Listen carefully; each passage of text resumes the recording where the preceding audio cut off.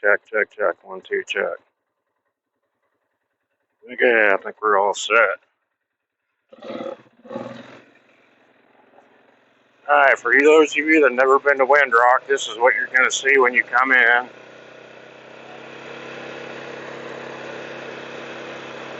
In this video, we're going to talk about tips and tricks and things to do and people that have never been here before, and kind of get an idea of what's going on here.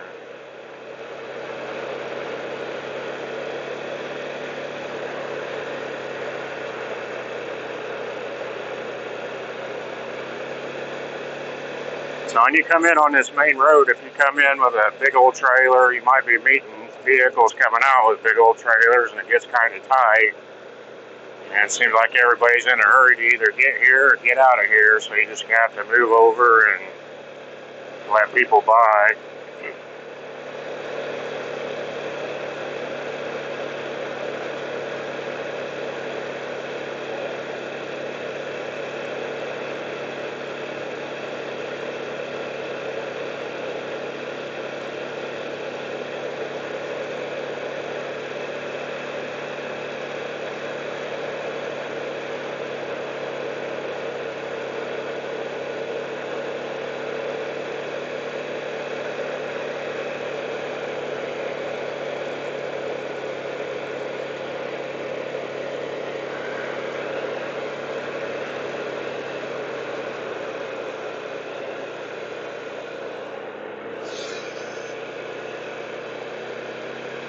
If you're looking for firewood, this guy here usually sells firewood. Sometimes he's got it, sometimes he don't. There's several people that advertise for firewood on Facebook. You just get on there and look for firewood. One of the things people don't realize when they come in here with a big old camper is that there's a big old hill you got to go up to go to the campground, and a lot of people aren't ready for that. So if you got a bigger camper than you got a truck, then you might have a problem. So I'll run up here to the campground so you can get a look at.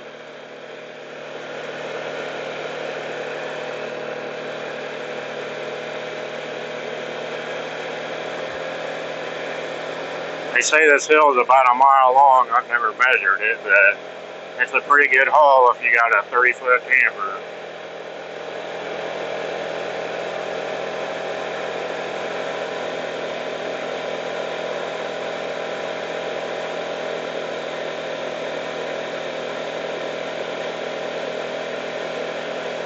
I would usually be in a 4-seater KRX, but we got a shock problem. If anybody's ever had a KRX, you know you got them wires that come out of them shocks, you got to keep pushing them in. Well, evidently when they come all the way out, the shock collapses and you're done. So we're waiting on parts to get it fixed. Daniel Brimmer at PAINKILLER suspension here around Oliver Springs did all the suspension work on it and made a 9-day difference in that thing, and it's got the electronic shocks on it. We run that thing in soft mode almost everywhere, and you can just float right over the rocks, some of them 30, 40 miles an hour. It's just unbelievable. About the only time we use firm is when we don't want to bottom out on something. He does a great job. You can look him up online.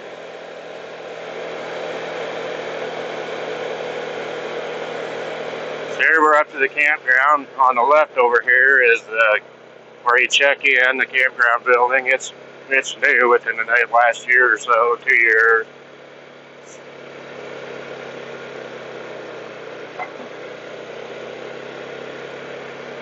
They got all kinds of cabins up here. They got tent spaces, they got buddy spaces, they got yurts, they got about everything you need. They got shower houses that are really clean. Little condos over there on the side. I don't know what they call them things. They're little condo looking deals. I don't know if I can turn that way you can see it or not. But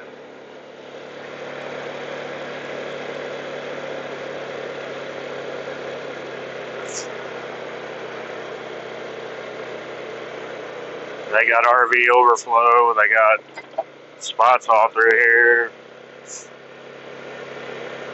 A lot of people comment about how much room there is. I guess a lot of campgrounds don't have very much room, but there's quite a bit of room here, enough to put your side-by-side and your vehicles in between.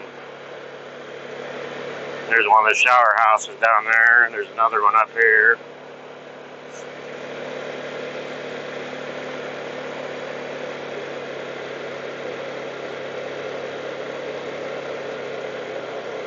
You can find all this stuff off online at Windrock Off-Road Park. Reserve your cabins, your tents, get your online passes, all that stuff right online. There's another shower house.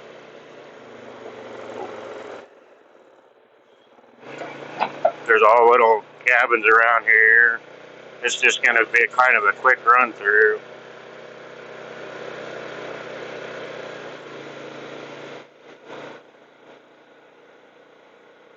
This back here is the newer portion of the campground.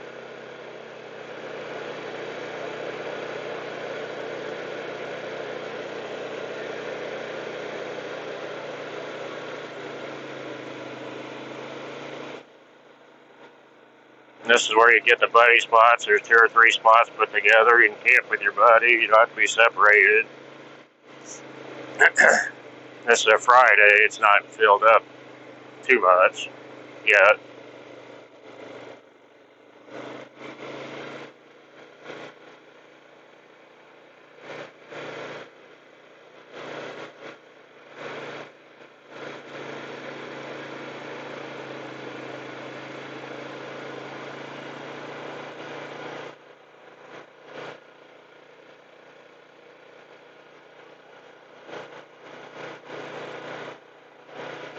Got a nice view up here on top of the hill where they pushed it off and made it flat.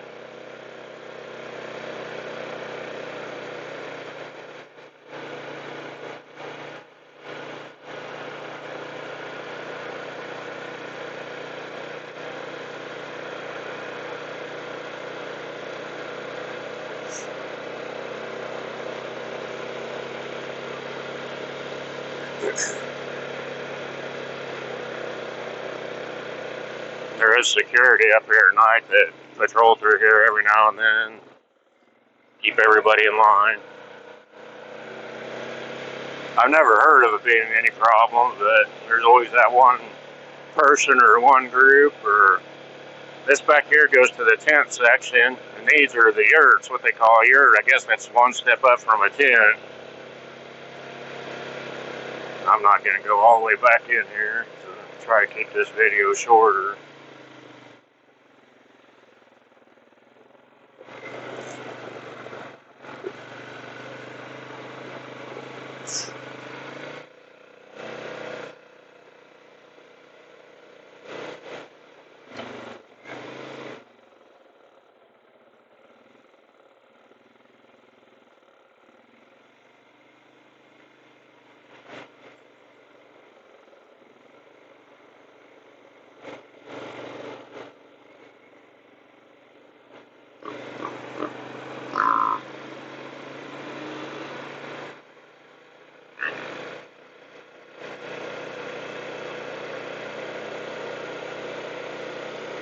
For some reason, the campground's full. There's thousands of VRBs and rental places around, other campgrounds around the park. You just need to get online and search for places to stay near Windrock, and there'll be tons of them come up. And you always see people saying, well, I can't find a place to stay. Well, they must not know about Google then.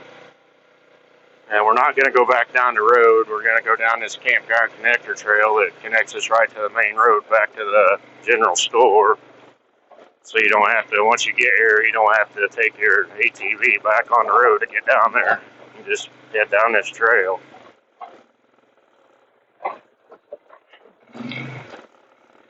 They maintain this trail, and it is a trail, so it ain't going to be a paved road, but they maintain it about twice a year or more if it needs it.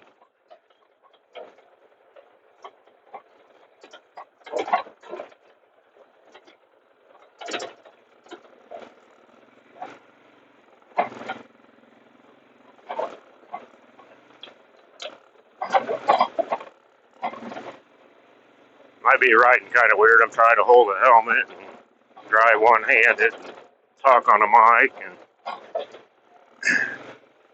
another thing I want to bring up, if you haven't checked into the COMM headsets yet from Suspension Armor, need to check them out. That's what I'm recording this with. You can listen to your music, talk on the two-way radio. They connect by Bluetooth. You can talk to each other next to each other. You can talk from buggy to buggy. It's pretty much endless. I got it connected to my phone and connected to the GoPro. So you can, this is the first time I'm kind of trying to narrate anything here. I hope it turns out. I definitely got to get rid of this helmet up here though.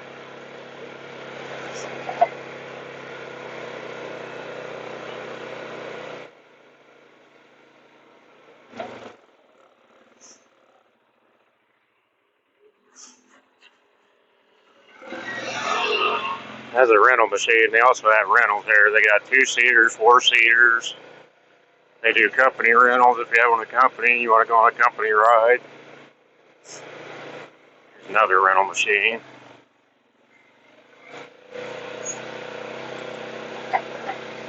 Most of the people here are pretty courteous. You slow down, pull over so other people can get by. There's always a few bad apples. About a year ago, I had a guy come down this trail about 30 miles an hour and blasted me with gravel when he pulled away from me, which was unbelievable.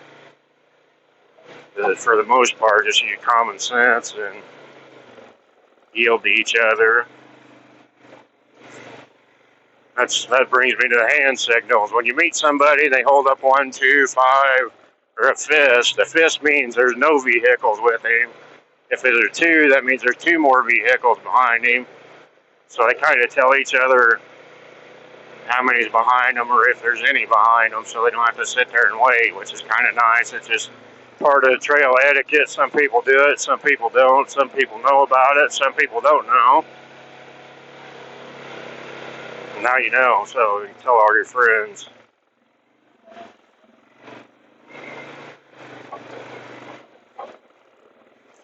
Or you may have met people holding up a fist and go, what's that guy holding up a fist for?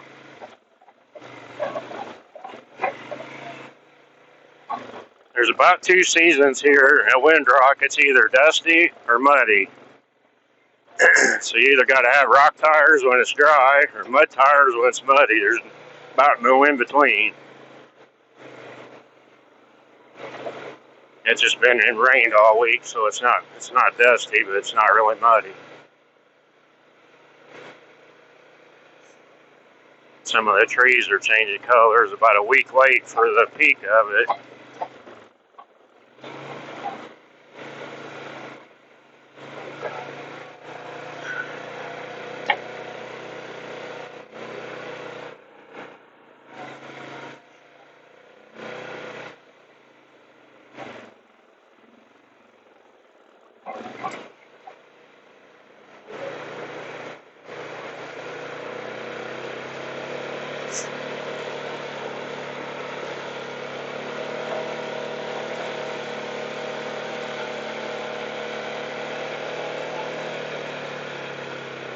There is a 15-mile-an-hour speed limit on this trail. I'm doing about 10 miles an hour right now.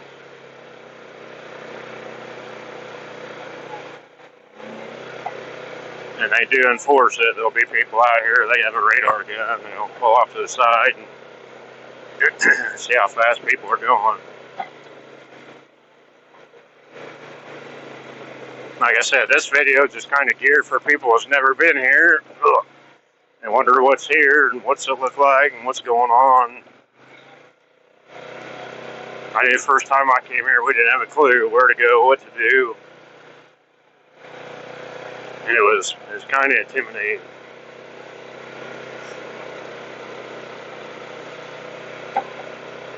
My voice was kind of shaky because it's freaking cold. It was about 50 degrees and all I got's on a hoodie. I left the house, looked, the sun was shining. I get here, it looks like it's going to rain.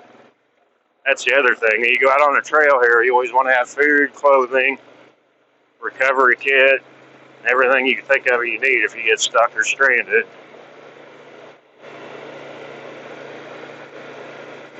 I plan on doing another video about the recovery kit and food and clothing and radios and all that stuff here in the future.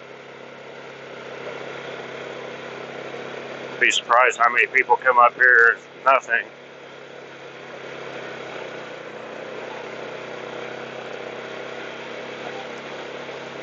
And you'll riding around, you'll see oil wells every now and then. There's a lot of active oil wells or gas pumps. I guess they're not oil wells, gas pumps on this mountain.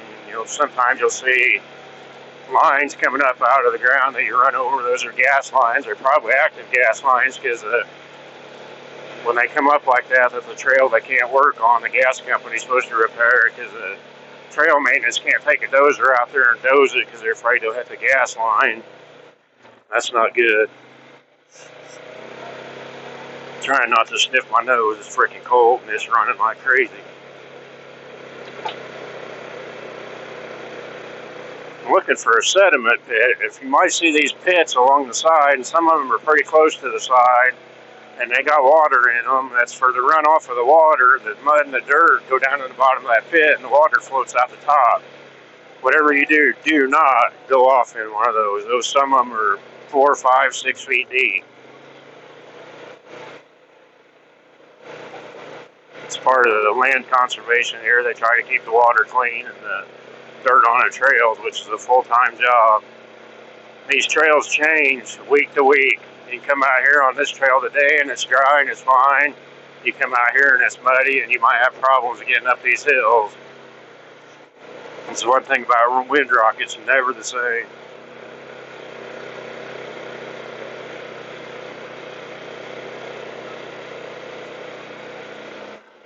I'll talk a little bit about the maintenance. My son Jake works in the trail maintenance. He's a trail maintenance manager. People complain about these trails and say, oh, they're not taken care of or this or that. They can only take care of the blue to green trails. They can't get dozers and track hose down black trails. And what a lot of people don't realize, if they go to the other side of the park to fix a trail, it will take all day just to get the equipment there. When you have a dozer or track hose that goes 2 miles an hour down one of these trails, you can imagine how long it takes. And I didn't have any idea how rough it was until I followed him one day, and the smallest rocks will turn that dozer up and down on the side. It's just crazy.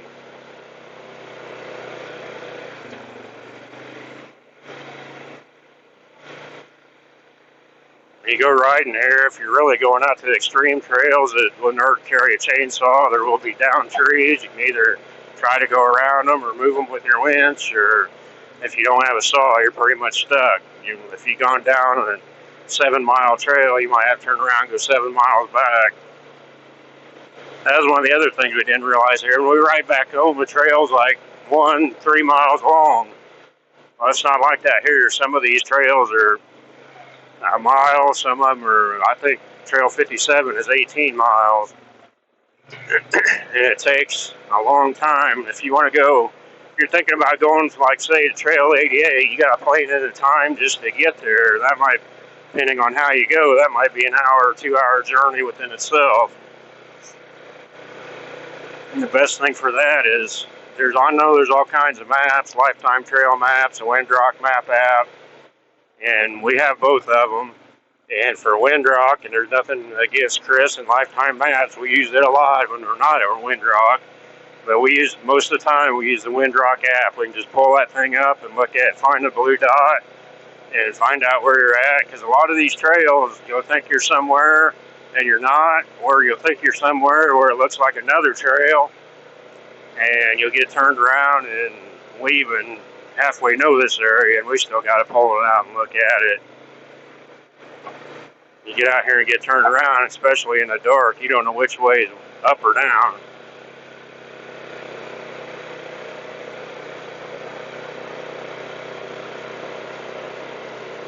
Wildlife here at Windrock Park, you're going to see all kinds of animals. You're going to see pigs, you're going to see deer, you're going to see a bear been more common than they've ever been.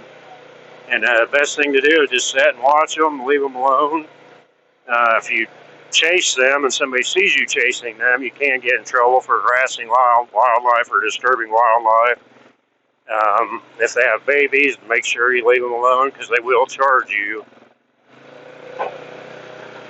There's elk, pigs, all kinds of stuff.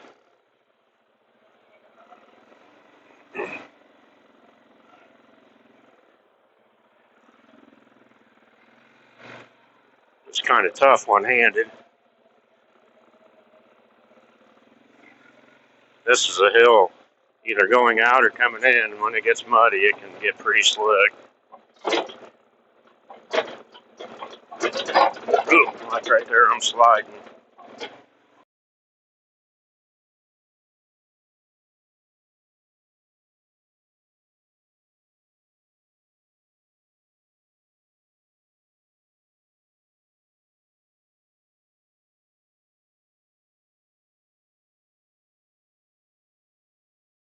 Come in on the main road to the left is a little RC park.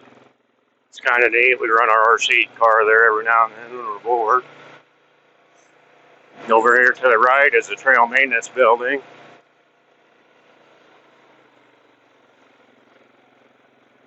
And this is Hopkins Gap Road that runs here to my right.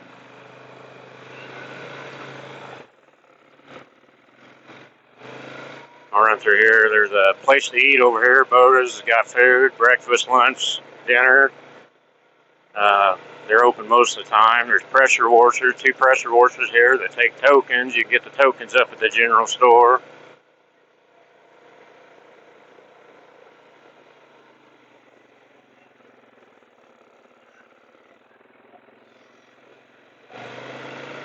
There's overflow parking. There's dumpsters for your trash if you're at the campground. There's dumpsters at the campground if you have trash. There's fuel up here next to the general store. It is non-ethanol gas, I believe. I think there's 87 and 89, or 87 and 90, one of the two.